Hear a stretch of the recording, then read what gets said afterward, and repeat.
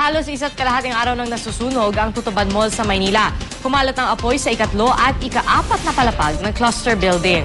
May pagkakatulad daw ang pagkasunog ng Tutuban Mall sa nasunog na Evergrande Central Mall sa Caloocan noong Marso.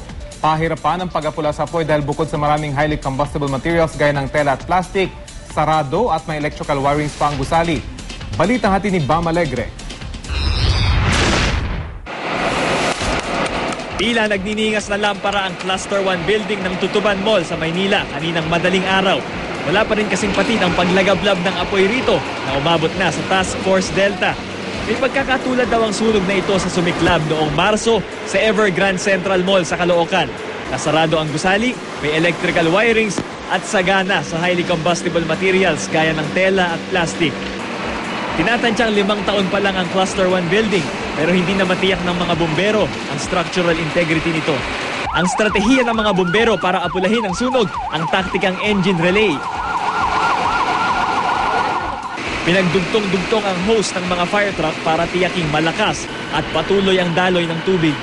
Kulang sa hydrant at maliban doon, ang pressure ng tubig medyo mahina. So ang ginagawa ng mga fire trucks natin, pagka naubusan, magre-refill at babalik. Pinahiram din ng Muntinlupa Fire ang ladder fire truck na binansagang Skywalker. Ito raw ang pinakamataas na fire truck sa Pilipinas na kayang umabot hanggang 15 palapag.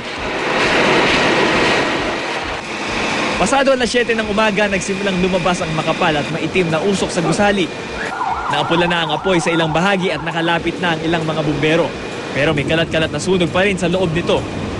Bam Alegre, GMA News.